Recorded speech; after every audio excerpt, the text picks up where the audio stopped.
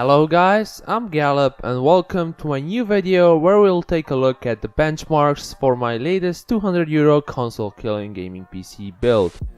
I've tested 17 different games as well as 2 synthetic benchmarks. I decided to use some monitoring programs, that way you guys can see how the system reacts to different games and if there are any bottlenecks. Top left is where all the system usage info will be. This includes CPU usage and temperatures, RAM usage, plus GPU usage and temperatures, as well as GPU VRAM usage. Top right is where you guys can see the frame rate. With that said, let's get started.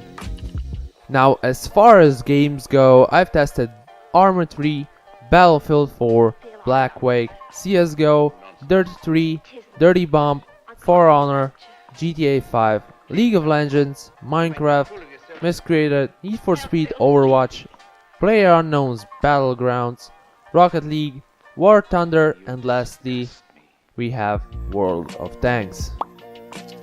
Now, as far as synthetic benchmarks go, I've tested Firestrike to see the combined score, as well as Cinebench R15 to test the processor. Before we jump into games though, I would like you guys to know that the footage you're about to see was recorded with the same system, meaning it's not a 100% accurate representation of this system's performance.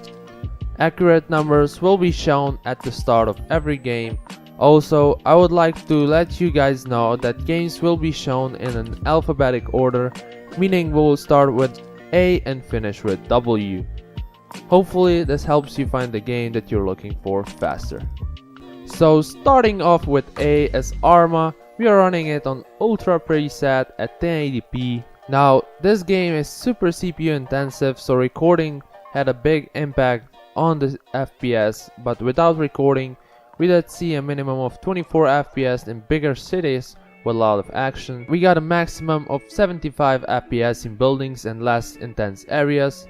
The average FPS though were just under 60 at 56.7 FPS. Next up we have Battlefield 4. Again, I ran the game on ultra settings at 1080p and we got a minimum of 42 FPS that only occurred on 64 players conquest servers with a ton of action, a maximum of 82 FPS and a nice average of 63.7. That gives us a very enjoyable experience.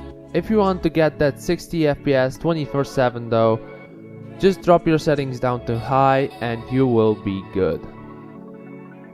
Next game tested on the list is Black Wake at highest settings, where we achieved a minimum of 37 FPS on the bigger ships under the deck, a maximum of 73 FPS and a very playable average at 53.1 FPS. Starting with C, we have CSGO that was again tested on max settings. Now this is an esport title, meaning it's not the most demanding game ever, so numbers will be pretty high. So we saw a minimum of 101 FPS, a maximum of 181 FPS and an average of 146.5 FPS.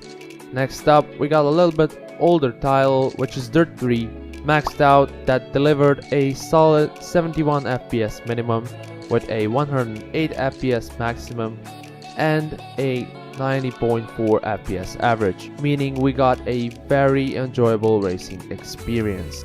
Dirty Bomb at Super aka maximum settings surprised me the most with a very high 107 FPS minimum, 180 FPS maximum and a very good 134.4 FPS average, making this title very appealing to run on some 144Hz monitors. For the next game, let's take a look at For Honor. For this, I had to drop settings down just a bit, since when maxed out, it was delivering about 15 FPS average.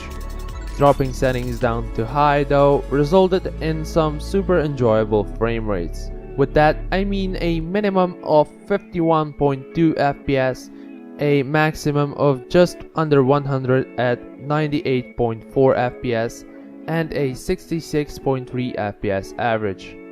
And here we are already at G for GTA 5, where at the settings shown on the screen we got a minimum of 47 FPS, maximum of 90.4 and an average of just under 70 FPS at 67.9 FPS, giving us very solid gaming experience considering the price.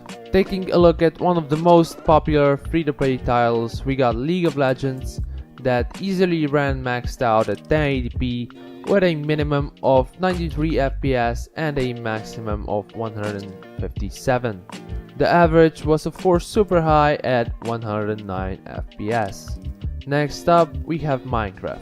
Here we can see that CPU is severely bottlenecking the GPU's performance, but we still achieve a high frame rate without a problem. We did see a minimum of 35 FPS when blowing up TNT in this game, but this can easily be avoided by simply installing the latest version of Optifine. Taking a look at the max frame rate, it was just under 180 with 177 FPS, and the average was also very high at 110.6 FPS. As far as miscreated goes, this is one of the more intensive games in our testing, and absolutely maxed out at 1080p. We see a minimum of 26 FPS, a maximum of 44, and a decent average of 36.3. Again, we can see that the CPU was bottlenecking our GTX 670 quite a bit, but dropping settings down to low will deliver a smooth frame rate, and I have to say that the game still looks pretty damn good on those. Also, please keep in mind that the potential stutter you can see in this or other gameplays is not presented without recording. Taking a look at Need for Speed 2015, this game runs pretty weird on every system I've tested it on so far. On this system at max settings 1080p, we have the lowest minimum so far at only 19 FPS. Maximum frame rate was just under 50 at 45 FPS, and we still see a very enjoyable average of 32.3 FPS. Keep in mind that dropping settings down will deliver you a solid 60 FPS experience. Next up, we're taking a look at Overwatch. This game ran beautifully on high settings at 1080p, delivering a minimum of 45 FPS, a maximum of 72, and a nice average of 60.5. Keep in mind though that dropping settings just a bit will deliver you a smooth 60 FPS experience at all times.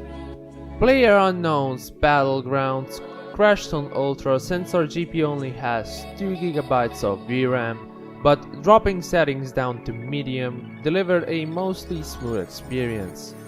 Now, minimum FPS for this game were 0, meaning that I have experienced some freezing and stuttering. Minimums were just under 60 at 56 FPS, while the average was 40.9 FPS. Again, dropping settings down to low will get rid of the freezing and deliver a 60 FPS average without a problem. So if you're looking for something that can handle Battlegrounds at a low price, this PC definitely delivers. Taking a look at Rocket League, it ran without any problems, maxed out at 1080p with minimum of 91 FPS, a maximum of 141, and an average of 113.7 FPS as expected. Taking a look at the last two games, we have War Thunder that again ran without any problems, since even when maxed out this system delivered a minimum of 87 FPS, a maximum of 216, and an average of 130.1 FPS. And last up, World of Tanks ran at a minimum of 51, a maximum of 90, and an average of 74.2 FPS, delivering us a very enjoyable experience. So now, when we are all done with the games, it's time to take a look at the last two benchmarks. So on Firestrike, this system gave us a solid score of 5,586. That is almost double the average of a 213 gaming laptop, as Firestrike states. Lastly, on Cinebench R15, that is a CPU benchmark, we got a score of 410, which for a processor this old is really good, meaning that if you're looking for something that can handle gaming and editing, this PC will definitely deliver. Okay guys, so this will wrap it up for this video. If you enjoyed, drop a like, don't forget to comment and let me know what you think. Is there something you would like me to see change, or maybe there is a video you would like me to make? Also, don't forget to subscribe for more, and I'll see you in the next one.